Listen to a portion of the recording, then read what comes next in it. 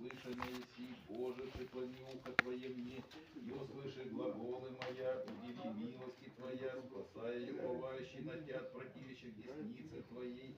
Сохрани меня, Господи, яко зеницу ока, кровью крылу Твоей покрыши мя, от лица нечестивых, от страшных мя, возьми мою душу мою, держаша, дух свой затвориша, пускай глагоша гордыни, гонящий.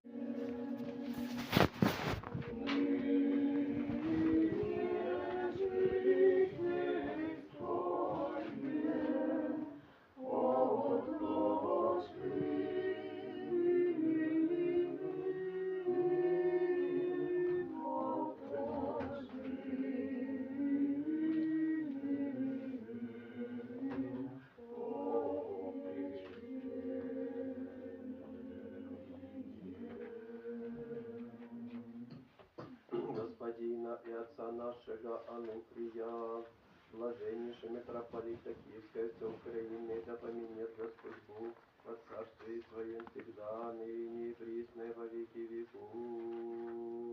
Святейшие патриархи, пресвященные митрополиты, архиепископы, епископы православные, весь священнический, монашеский, диаконский чин предцерковный, благоустроители, благократителя хитро святого храма сего, всех труждающихся, поющих, предстоящих и молящихся во святем храме сем, вас, всех православных христиан, да поменял Господь Бог во царстве Своем, всегда ныне и присно и во веки веков.